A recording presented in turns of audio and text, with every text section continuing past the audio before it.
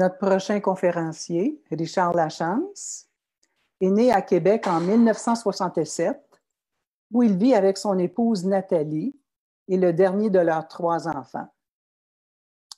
Richard est étudiant de 2e génération à son tour, a eu le privilège d'éduquer son fils, premier-né, Gabriel, selon les enseignements du livre d'Urantia. Richard a collaboré avec la Fondation et l'Association dans de nombreux comités et dans divers projets. Il travaille maintenant à préparer et partager les messages quotidiens de la Petite Voix par abonnement courriel. Son travail comme entrepreneur en haute technologie lui permet de voyager partout dans le monde, où il peut toujours jouir de la fraternité des hommes à travers les amitiés instantanées et éternelles.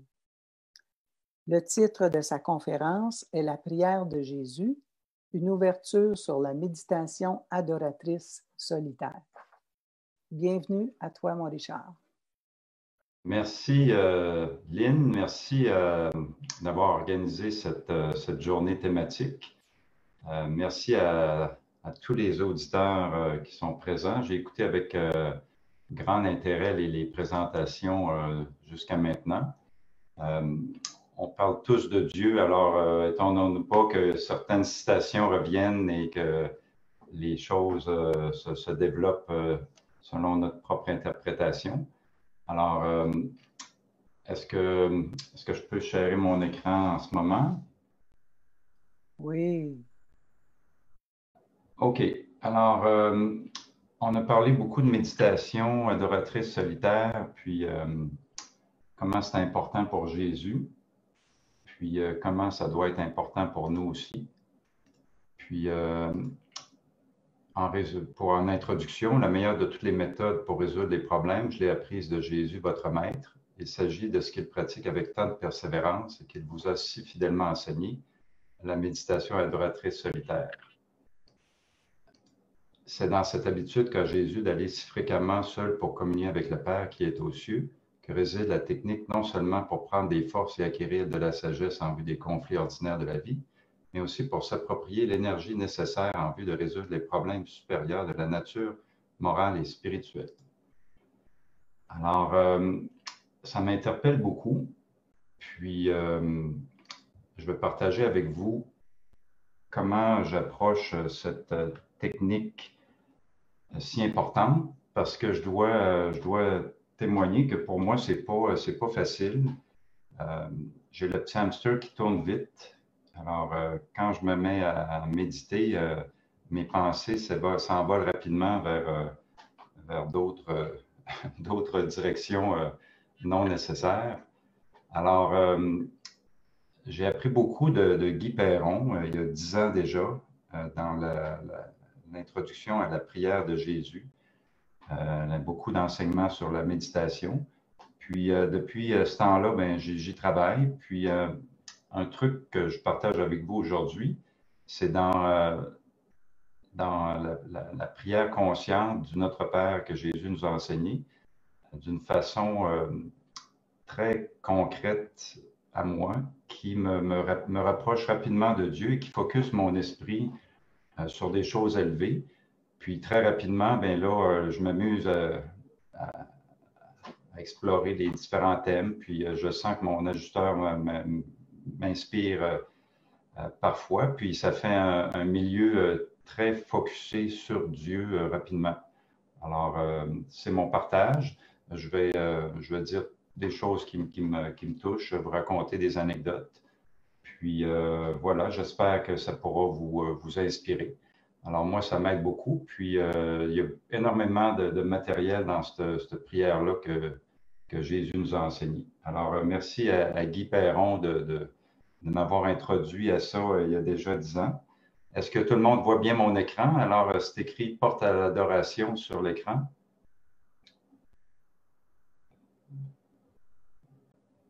S'il y a quoi que ce soit, vous me faites signe. On la voit bien, Richard. OK. Merci. Alors, la prière du croyant. À l'âge de 15 ans, Jésus formula pour la première fois la prière qu'il enseigna par la suite à ses apôtres et qui, pour plusieurs, est connue sous le nom du Notre Père. En ce sens, ce fut une évolution du culte du foyer. Ils avaient alors de nombreuses formules d'action et de grâce, d'action de grâce et plusieurs prières officielles. Mais ces apôtres lui ont demandé longtemps de prière, alors il leur a donné ce qu'on a aujourd'hui comme le Notre Père. Puis, en fait, immédiatement après son baptême dans le Jourdain, ses premières paroles furent Mon Père qui règne dans le ciel, que ton nom soit sanctifié, que ton règne arrive et que ta volonté soit faite sur la terre comme au ciel. Alors déjà là, cette introduction est extraordinaire, puis je vais partager avec vous différentes lignes de pensée par rapport à ça. Alors, on connaît la version du livre du Rancia. Notre Père qui es aux cieux, que ton nom soit sanctifié, que ton règne vienne, que ta volonté soit faite sur terre comme elle l'est au ciel. Donne-nous aujourd'hui notre pain pour demain. Rafraîchis nos âmes avec l'eau de la vie. Une phrase qui a été oubliée ou enlevée des versions chrétiennes ou catholiques qu'on connaît. Pardonne à chacun ses offenses, comme nous les avons pardonnées à ceux qui nous ont offensés. Sauve-nous, soutiens-nous dans la tentation et délivre-nous du mal. Et rends-nous de plus en plus parfaits comme toi-même. Alors, voyons une phrase après l'autre, une strophe après l'autre, comment ça peut nous interpeller, comment ça peut être puissant dans notre prière, notre introduction à Dieu, puis notre adoration, notre méditation adoratrice solitaire. Alors, il y a une section dans les Rancia qui résume très bien les premières strophes. La foi de Jésus voyait dans toutes les valeurs d'esprit comme incluses dans le royaume de Dieu. Ce concept du royaume-là est extrêmement important et c'est pourquoi il disait cherchez d'abord le royaume des cieux. Alors, Spirit first, the rest will follow. L'esprit en premier, le reste va suivre et c'est pour ça que moi, dans mon petit monde en mouvement. Je suis un type humain assez dans le mouvement. Alors, c'est pour ça qu'il faut que je commence ma journée bien ancrée dans la méditation adoratrice solitaire. Sinon, le hamster spin, puis la journée commence sans ces munitions fortes qu'on peut avoir avec Dieu en commençant. Jésus voyait dans la communauté idéale et évoluée du royaume l'aboutissement de l'accomplissement de la volonté de Dieu. L'essentiel de la prière qu'il enseigna à ses disciples était « Que ton règne vienne, que ta volonté soit faite ». Ayant ainsi conçu le royaume comme incluant la volonté de Dieu, il consacra à le manifester avec un étonnant oubli de soi et un enthousiasme illimité.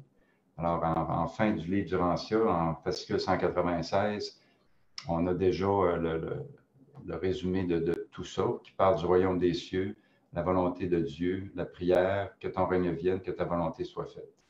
Alors voilà, on devrait avoir aussi, nous, le même enthousiasme illimité à le propager, le partager, comme on va le voir aujourd'hui ensemble.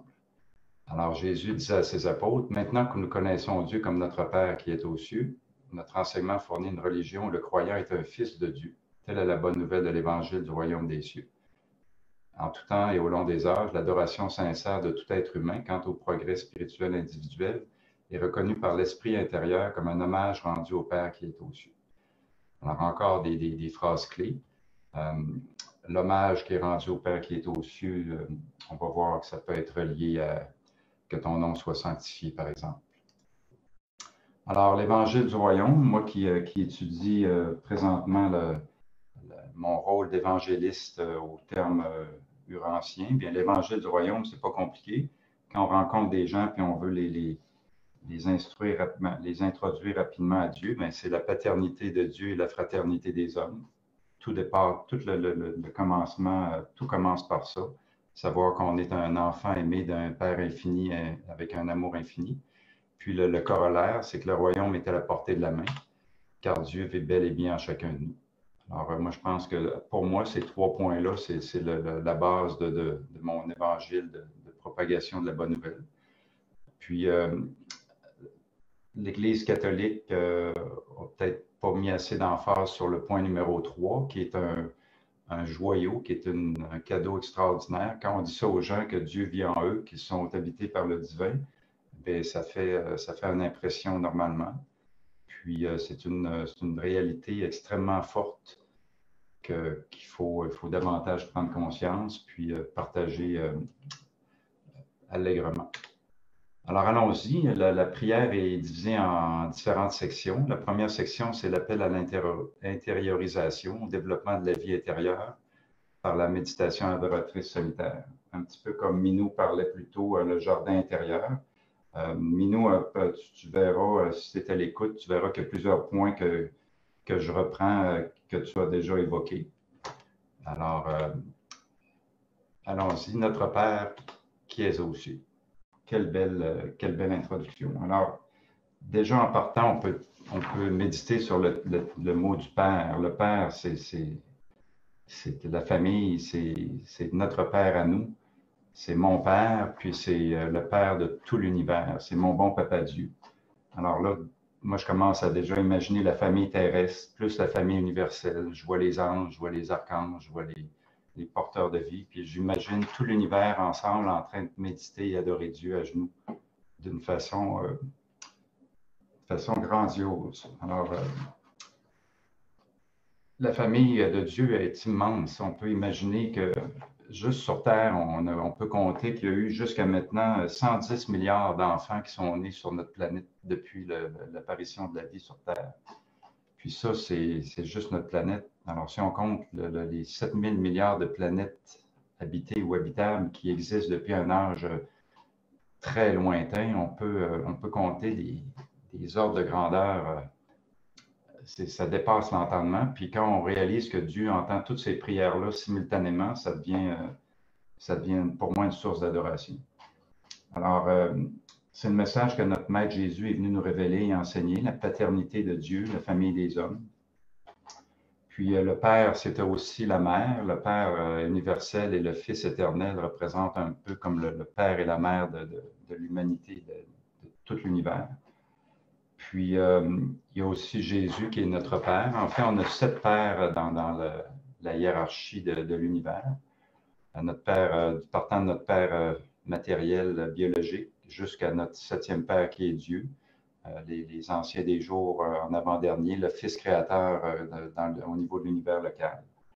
Alors là, je partage avec vous les thèmes qui m'habitent lorsque je récite le Notre Père.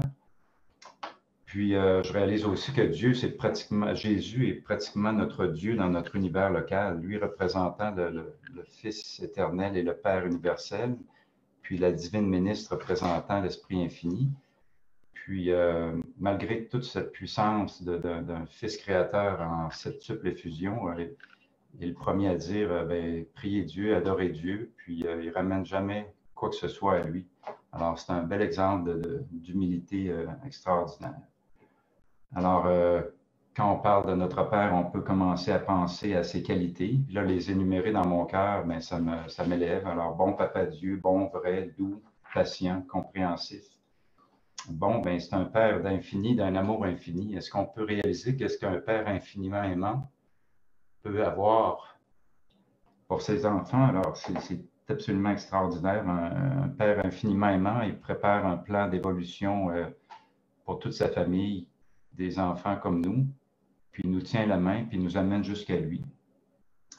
À part ça, beau, si on contemple l'univers, si on regarde la vie sur Terre, si on regarde toute la nature, on voit sa beauté.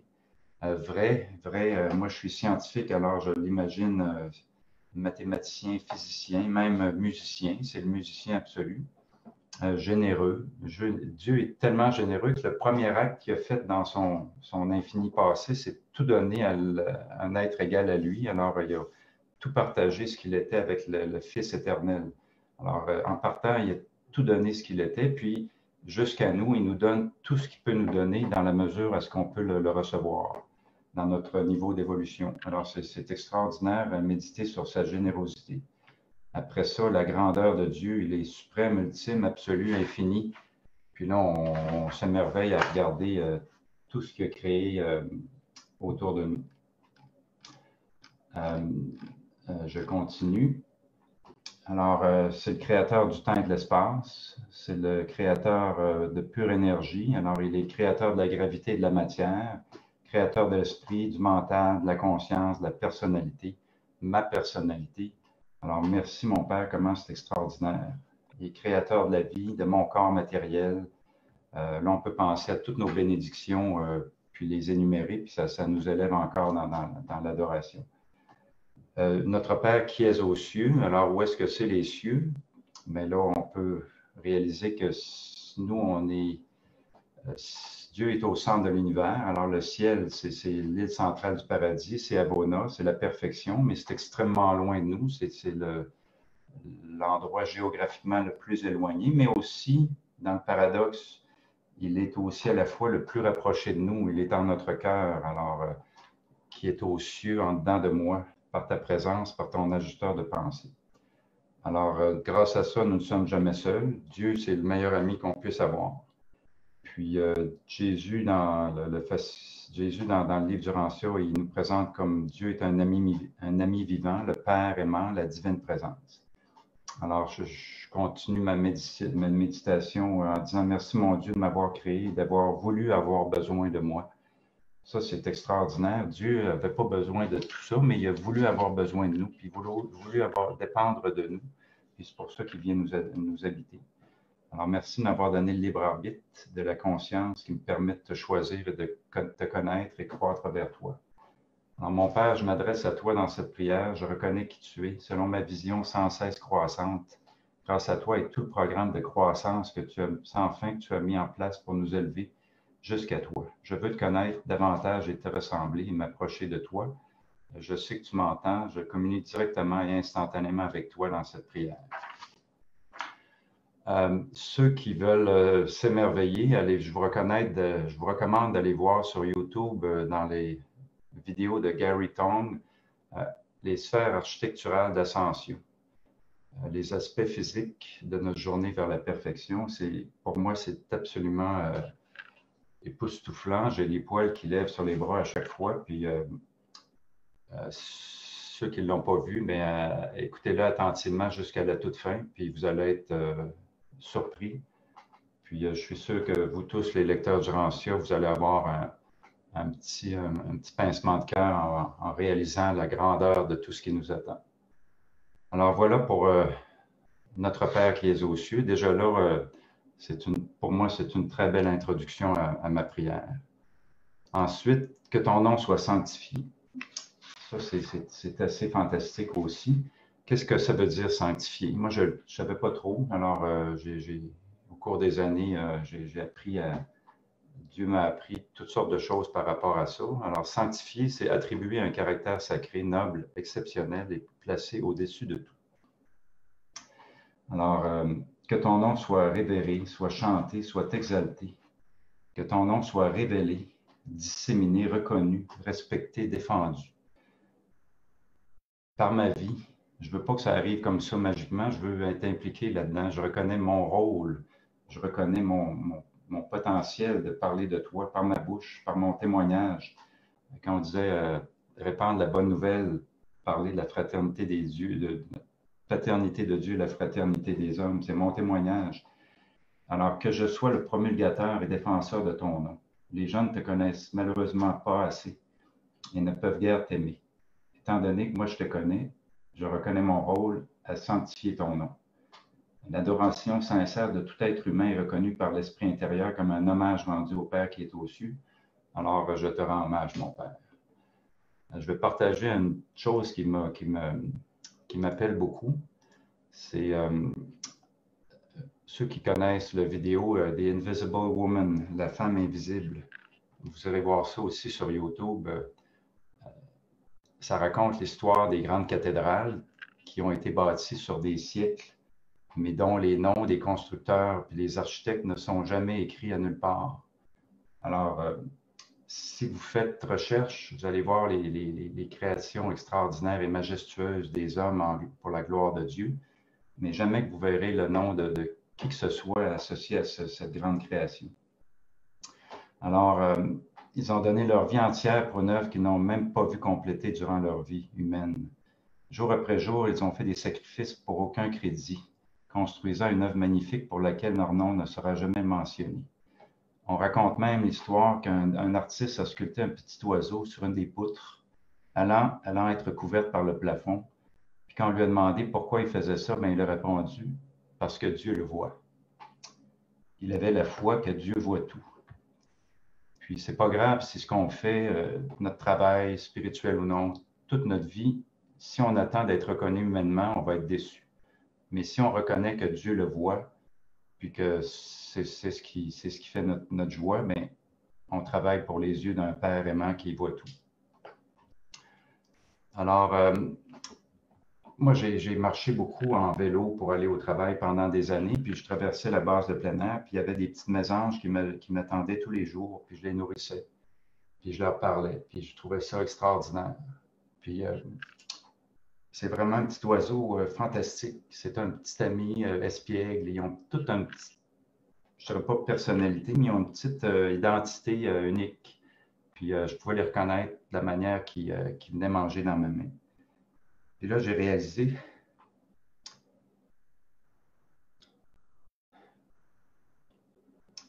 qui a fait la mésange.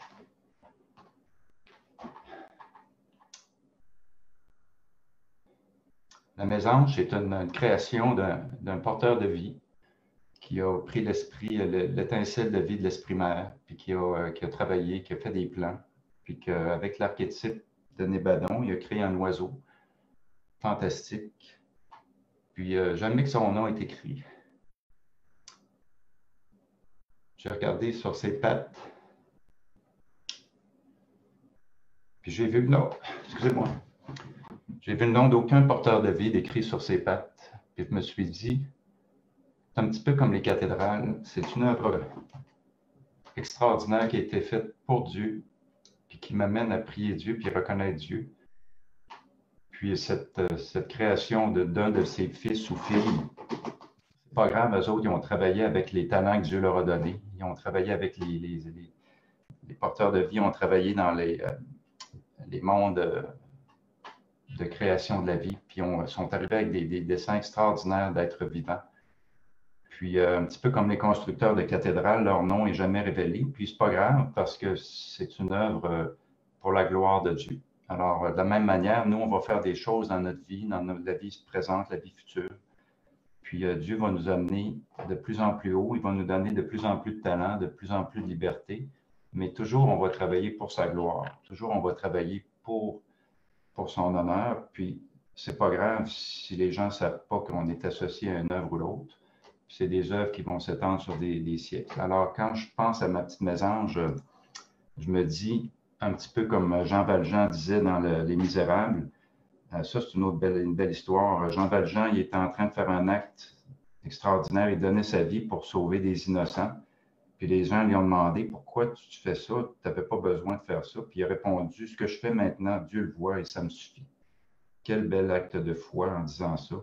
Ça veut dire que tu as compris vraiment le programme. Puis, en fait, tout est là parce que Dieu a créé l'univers, Dieu a créé tout ce qu'on a autour de nous. C'est comme un père aimant qui donne une toile avec une peinture à numéro.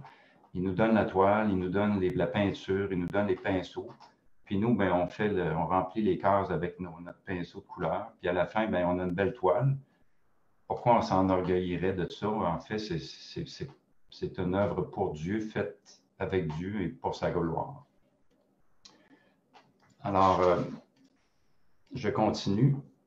Alors, que ton nom soit sanctifié, mais c'est que tout soit fait pour pour ta plus grande gloire. Ad maiorem Dei gloriam en latin, c'est la devise des Jésuites. C'était la devise de mon père aussi, mon père biologique, qui avait une très grande foi. Alors, quand je pense aux cathédrales, puis quand je pense à la petite mésange, ben, je me dis Gloria in excelsis Deo, ad maiorem Dei gloriam, for the greater glory of God. Ouf, excusez-moi, je suis un petit peu ému. Ça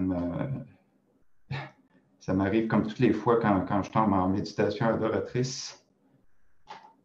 Deuxième partie, déclaration de la sincérité de notre engagement. Alors, une autre belle partie, que ton règne vienne.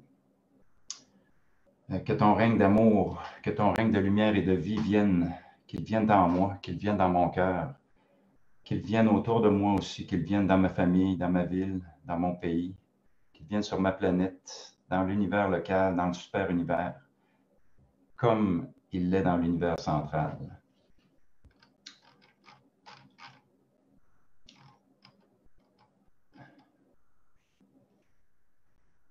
Alors, que ton règne vienne pas de façon béate. Je veux pas que ça arrive pour que tout aille bien. Je veux y travailler. Je reconnais que c'est par mon service, mon travail, que ça arrive. Alors, je veux y participer, mon Père. Je veux y être partie prenante et active.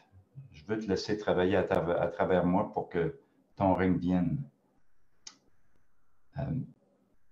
Pensez-y, quand on va arriver dans les mondes ancrés de lumière et de vie, il va y avoir une petite partie de nous dans chacune des cathédrales sur lesquelles on va avoir travaillé. Puis là, on va regarder ça d'en haut, puis on va se dire, ah, il y a une petite partie là de moi, une petite partie de moi là-dedans, dans ce magnifique règne de lumière et de vie de notre Père. Alors, ton règne, mon Père, il est à la portée de la main. Jésus, tu nous l'as dit, qu'il était immédiatement disponible. Alors, dans mon cœur, ton règne est déjà là. J'ai la foi, j'ai la certitude du divin. Alors, maintenant que je t'ai trouvé, mon Père, puis que maintenant, toi, tu m'as trouvé, mon rôle maintenant, c'est de partager ça à l'extérieur. Alors, que ton règne vienne, c'est dans cette direction-là. Jésus a enseigné que la foi est la seule condition nécessaire pour entrer dans le royaume du Père. Alors, Jésus cherche à aligner notre mental vers la découverte d'une expérience réelle et personnelle dans la satisfaction et l'assurance de la présence intérieure de l'Esprit d'amour de Dieu, de sa gloire et de sa grâce salvatrice. Alors, Jésus disait aussi, dans le royaume de mon Père, il y aura seulement ceux qui cherchent la perfection par le service. J'ai bien aimé entendre aujourd'hui les différents conférenciers parler d'amour, de service, de partage, de foi. Alors, ça s'est redit partout et toujours. Jésus disait encore, je déclare que quiconque veut être grand dans le royaume de mon Père doit d'abord devenir le serviteur de tous. Si vous acceptez de servir vos semblables, vous siégerez avec moi dans mon royaume. Alors, j'affirme ma foi, j'affirme ma certitude de ta présence, mon Père. Je sais que tu nous aimes d'un amour infini. Merci de m'amener à toi. Merci d'amener en moi ton règne de lumière et de vie, en portant de plus en plus les fruits de l'esprit. Je désire que ton règne vienne, c'est ma volonté. Ensuite, que ta volonté soit faite sur terre comme elle est au ciel. Je pense que c'est une de mes favorites. Alors, qu'est-ce que c'est la volonté de Dieu? C'est à chacun de nous d'y répondre. C'est une belle question qu'on doit se poser tous les jours, puis bien reconnaître qu'est-ce que ça signifie pour nous, puis chercher toujours d'aller plus loin. Jamais se contenter de ce que notre petit égo nous dit. Alors, la volonté du Père, il a commencé par nous demander une chose au tout départ. Il a demandé son commandement suprême, soyez parfaits comme moi-même je suis parfait. Ouf, quel programme! Est-ce que c'est possible pour nous, petites bébites humaines, de devenir parfaits comme Dieu est parfait? Oui, c'est possible. Il ne l'aurait pas demandé. Puis, on a tout ce qu'il faut pour s'y rendre. Dieu a mis en place un programme immense avec une quantité inouïe de personnalités. Puis il est même venu vivre en nous. Alors, qu'est-ce que c'est pour moi la volonté du Père? Bien, c'est de grandir étape par étape, d'apprendre à me connaître, d'apprendre à sanctifier son nom. Dieu a dit, élève-toi jusqu'à moi par le programme que j'ai tracé avec toute l'aide que je te fournis. Instruis-toi, grandis en beauté, en sagesse et en grâce. Porte les fruits de l'esprit. Sois bon, juste et équitable. Sois travaillant et entre dans le service. Fais de l'univers ton univers. Comme Jésus disait, heureux les débonnaires, car ils hériteront de la terre. Moi, ça me touche beaucoup. Je me dis, c'est mon programme, c'est mon univers, c'est la volonté du Père et ma volonté. Alors, j'y travaille activement. Puis le salut de notre planète, puis le salut de tout ce qui est autour me tient énormément à cœur. Dieu dit, oublie-toi toi-même, sois comme les constructeurs des cathédrales. Deviens maître de ta personnalité, transcende ton ego. Aime tes frères et sœurs comme Jésus vous a aimé, d'un amour plus que fraternel, d'un amour paternel. Développe ton âme avec mon aide, mon ajusteur de pensée que je t'ai envoyé. Sois généreux comme moi-même je suis généreux. Je pense toujours à la générosité infinie du Père et la générosité de Jésus. Ouvre ton cœur aux autres, ouvre la porte et laisse-moi faire.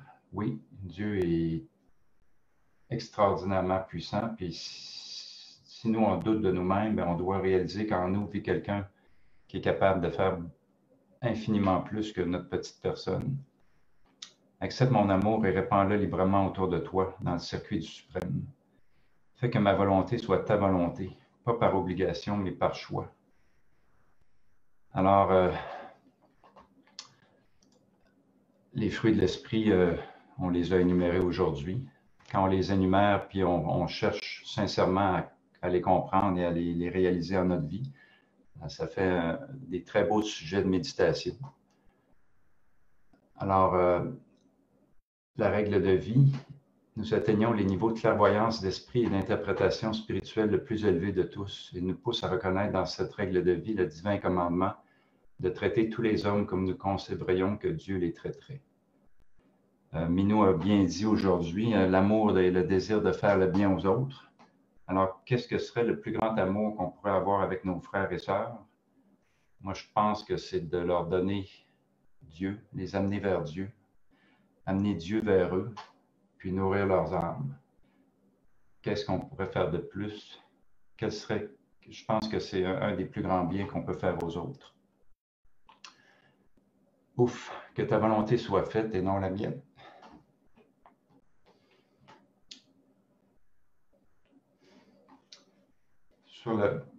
Sur le Golgotha, Jésus a fait une prière extraordinaire. Il a pris la décision suprême d'accepter sa mort ignominieuse par les hommes, puis nous donner sa vie. Puis il a lutté très fort dans son âme, puis il a pris la décision que ce ne serait pas sa volonté qui soit faite, mais bien la volonté de Dieu. Alors, quel bel acte de foi. Puis, ce qui me touche particulièrement, c'est qu'après qu'il eut ainsi parlé, un ange puissant descendit auprès de lui parla, le toucha et le fortifia. Moi, je pense que c'est une de ses filles dans le royaume des anges, une des filles de l'Esprit Mère qui est venue lui dire, « Cher papa, maman est très fière de toi. »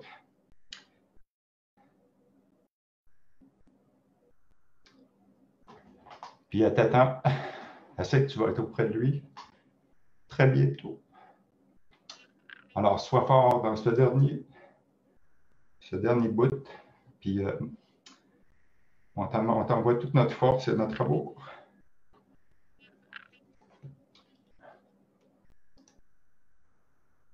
Alors, que ta volonté soit faite, c'est un choix de créature qui est extraordinaire. Ce n'est pas un abandon de notre volonté, c'est une consécration de notre volonté.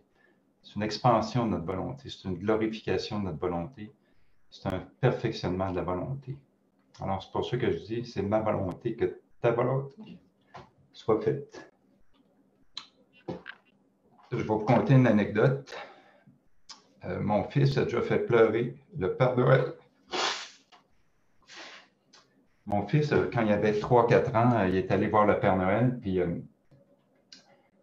avant de partir, il lui a fait un cadeau. Il a dit, le Père Noël, il y a beaucoup de cadeaux, il nous donne des cadeaux, mais il n'en reçoit pas. Alors, il lui a fait un petit cadeau, il a mis des petits dessins, puis il a mis des petits cossins. Puis quand il s'est agenouillé, quand il s'est venu sur les genoux du Père Noël, il a dit, Père Noël, j'ai un cadeau pour toi. Puis là, le Père Noël était très surpris.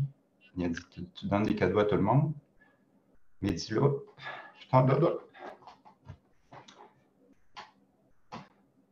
Le Père Noël, il a enlevé ses lunettes, puis il a essuyé une larme. Puis il a pris le temps de regarder le petit cadeau que Gabriel lui avait fait. Puis il l'a regardé avec attention, puis il a trouvé ça beau. Puis il a essuyé sa lampe, puis il a remis ses lunettes, puis il l'a serré dans ses bras.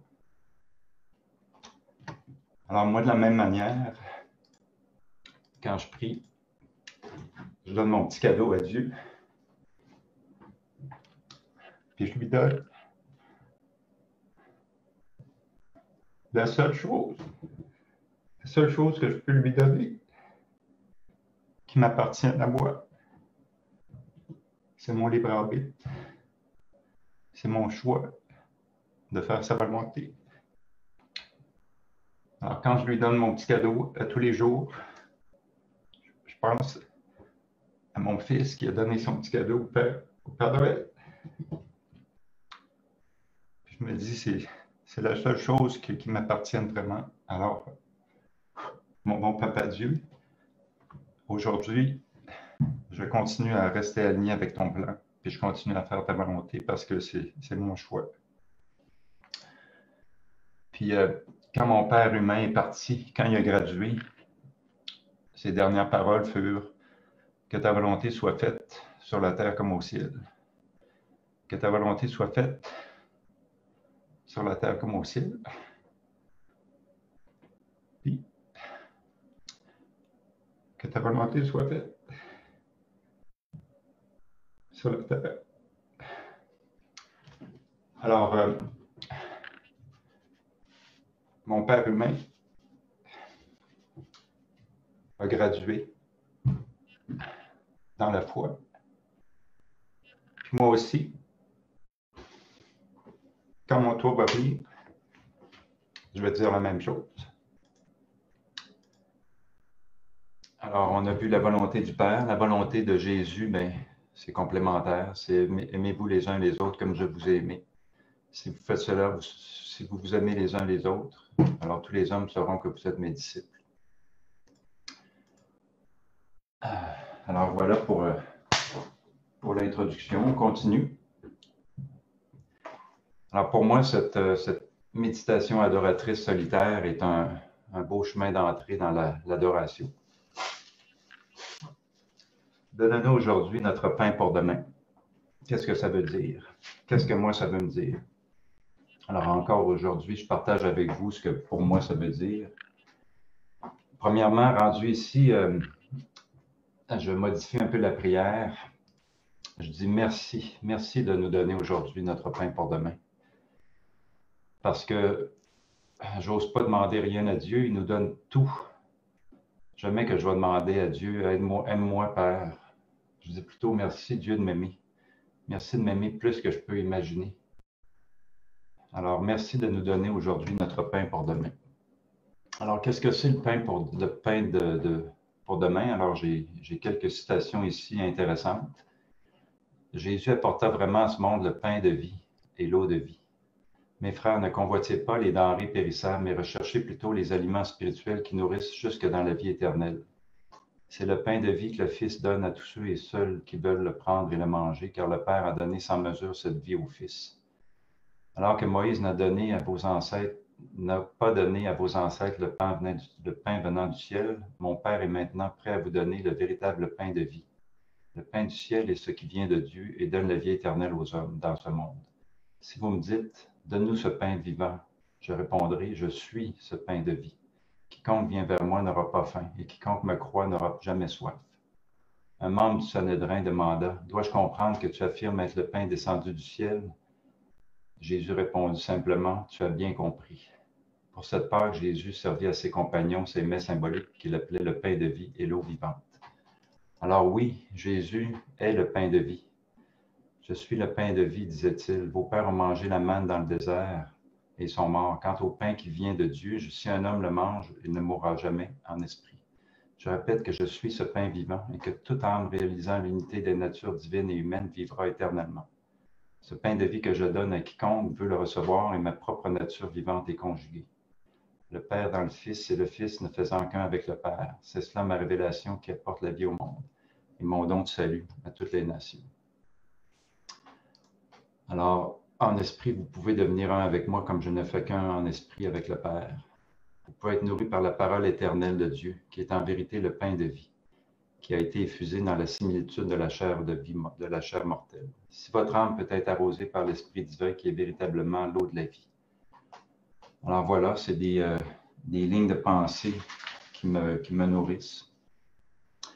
Jésus disait aussi, le service, c'est mon pain de quotidien. Alors, donne-nous le service quotidien. Petite plug, alors en parlant de pain quotidien, je continue à travailler avec Guy pour le partage de la petite voix, qui est mon pain quotidien, puis qui est le pain quotidien à bien des personnes.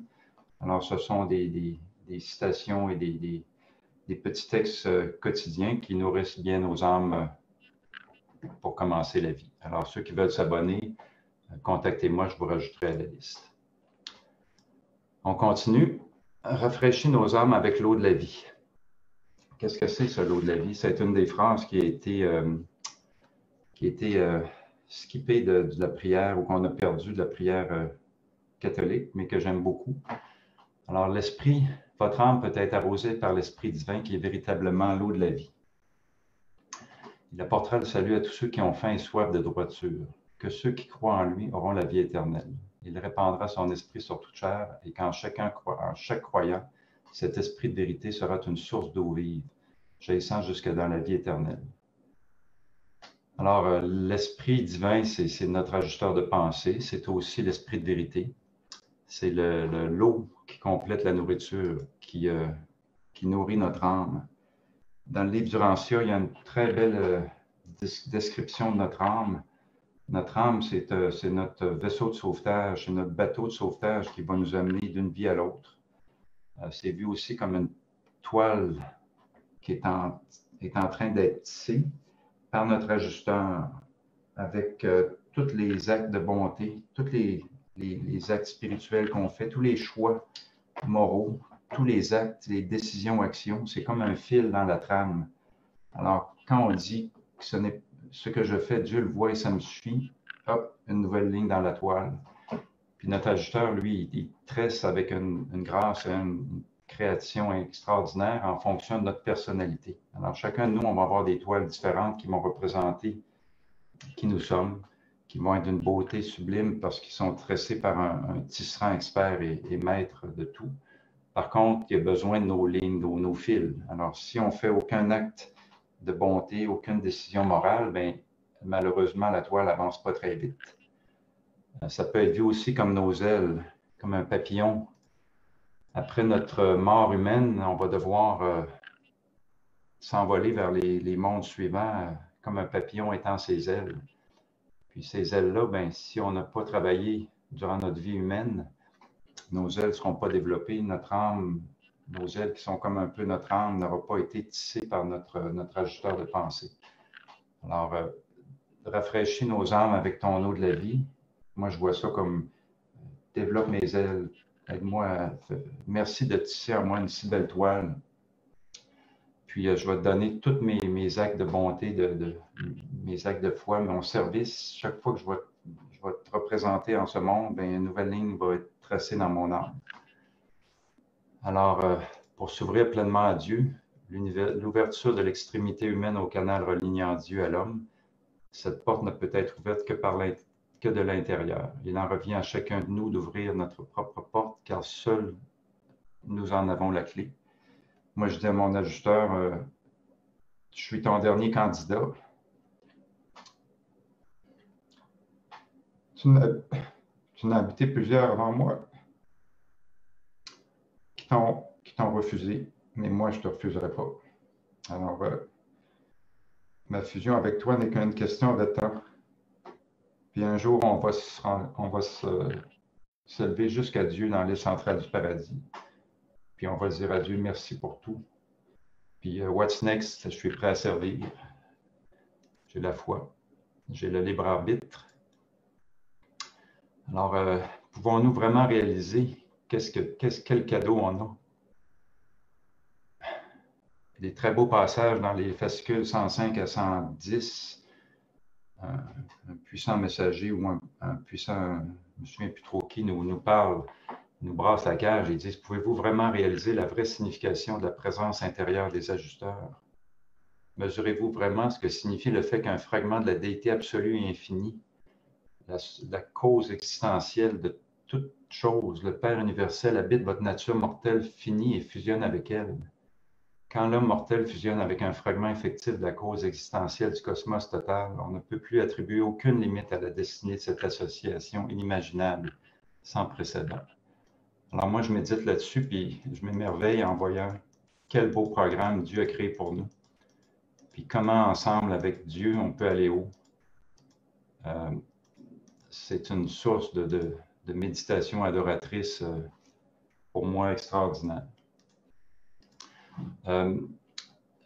Je vais aller rapidement pour la suite parce que je pourrais vous parler des heures de ça, où on se reprendra un autre moment, mais chacune des autres strophes m'amène beaucoup d'illumination. Pardonne-nous à chacun de ses offenses, comme nous avons déjà pardonné à ceux qui nous ont offensés. Je vais vous conter une autre anecdote. On parlait du GPS tantôt. Avant le GPS, plusieurs d'entre nous s'en souviennent, on avait des cartes géographiques. Une fois, je me promenais, puis je cherchais mon chemin, puis j'étais vraiment perdu, puis je cherchais avec ma carte. Puis là, j'étais un petit peu distrait, puis je ne roulais pas très vite. Puis là, il y avait quelqu'un derrière moi qui était très patient avec moi, puis il me laissait comme mon espace pour me retrouver. Puis après ça, j'ai réalisé, j'ai dit, mon Dieu, excuse-moi, je nuis au trafic. Là, je suis revenu sur Terre, puis là, j'ai pris ma sortie, puis je m'en souviendrai toujours. Je me suis dit, pourquoi moi, quand je suis quelqu'un qui ralentit, puis que je ne sais pas pourquoi il ne va pas à la vitesse requise, pourquoi je m'énerverais, pourquoi je klaxonnerais, pourquoi je le dépasserais en lui faisant un finger?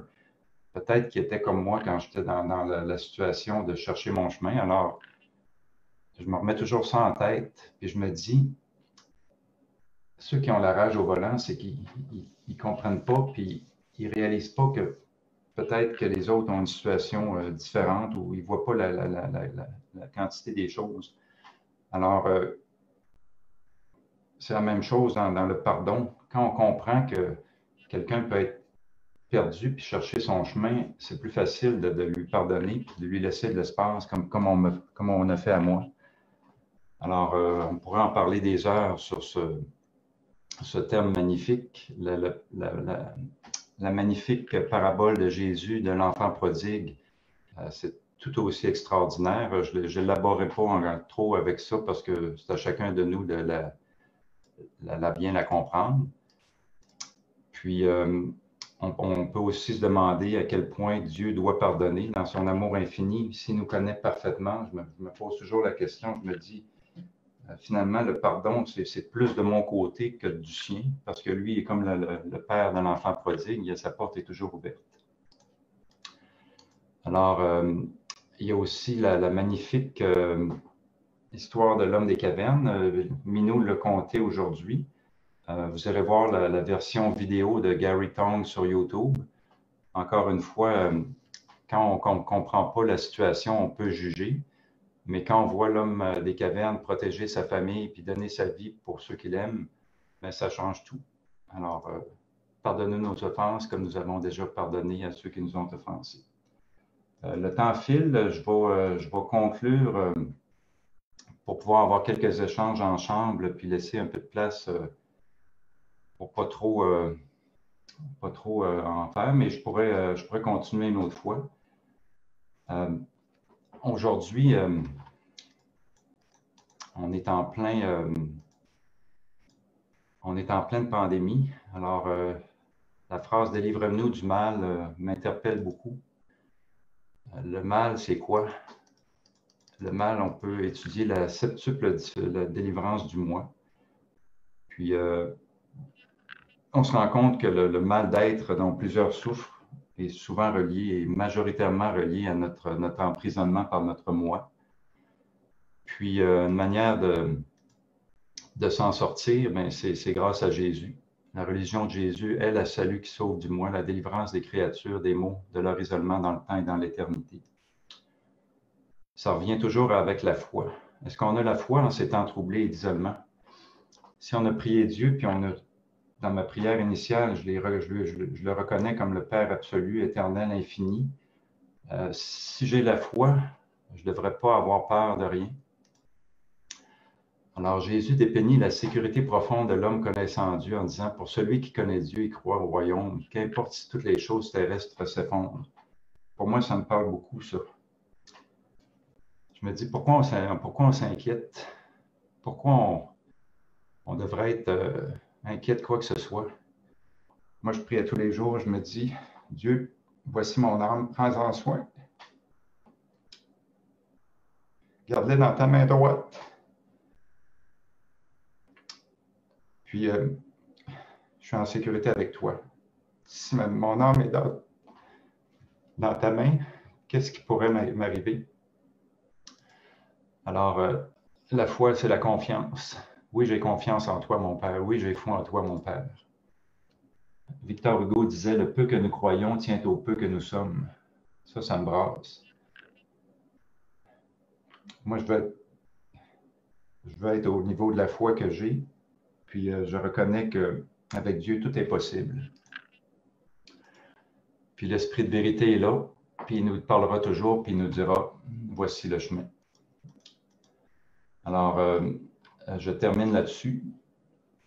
Puis une autre image que j'aime beaucoup, c'est que nous les habitants d'un monde troublé, nous qui vivons dans des situations difficiles, mais nous avons l'opportunité de devenir ce qu'on appelle des agondontaires, des créatures volitives évolutionnaires pouvant croire sans voir, persévérer dans l'isolement et triompher des difficultés quasi insurmontables, même lorsqu'elles sont seules.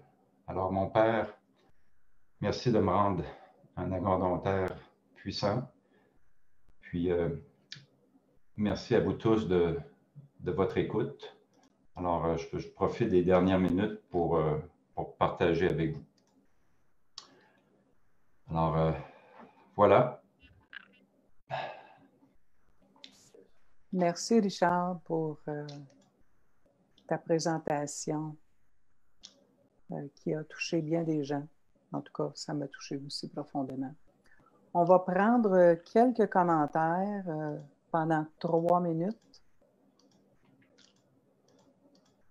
Oui, OK. Je vais juste me rendre à la dernière acétate.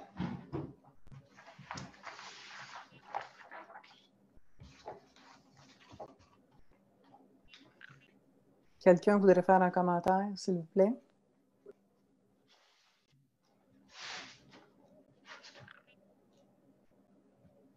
Oui. Merci pour ce partage. C'est plein de sensibilité et d'amour.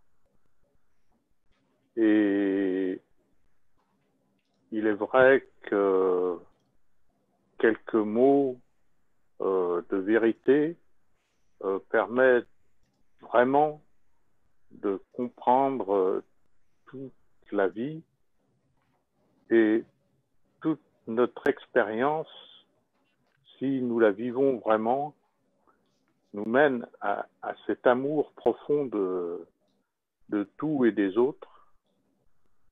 Et cette reconnaissance, puisqu'en fait, c'est de la reconnaissance, c'est ça, en fait, la vraie adoration.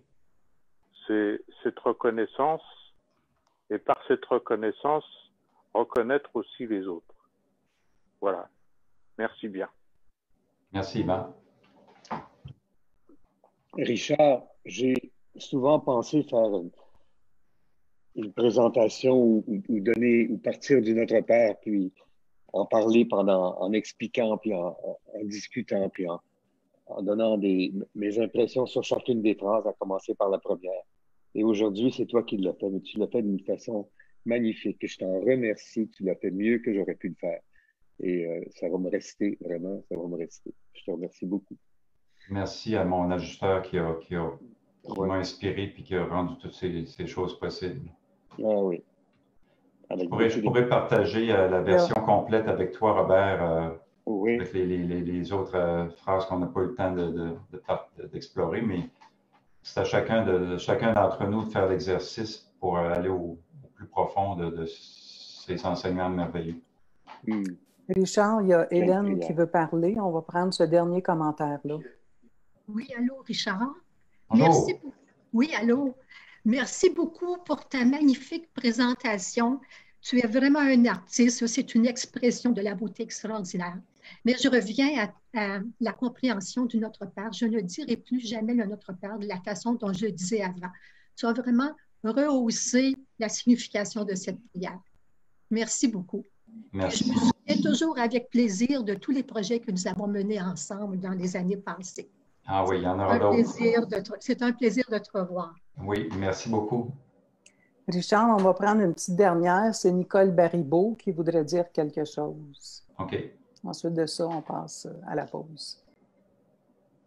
Bonjour tout le monde. J'écoute depuis le matin et je suis vraiment émue. J'ai été marcher durant 1 heure et demie avec mon téléphone, mes écouteurs. J'étais avec vous tous durant tout ce temps-là. Il y a beaucoup de partages qui me touchent énormément, dont le dernier. Et puis, je me rends compte que dans nos rencontres, je partage rarement tout ce que je pense ou tout ce qui me viendrait. Je laisse parler les autres et puis j'écoute. Mais là, je me rends compte depuis tout le temps que j'écoute jusqu'à quel point ça peut être important de partager. Jusqu'à quel point tous ces partages-là peuvent nous unir.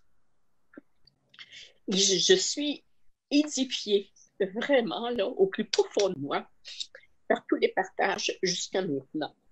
Alors, je remercie tout le monde et je vais faire désormais un effort pour être un petit peu plus extravertie. Alors, merci infiniment à tout le monde. Je vous embrasse tous. Bisous, bisous. Merci. Bisous, bisous. Merci, Nicole. Merci, Richard. C'était super. Merci, Richard. Alors, Merci à vous.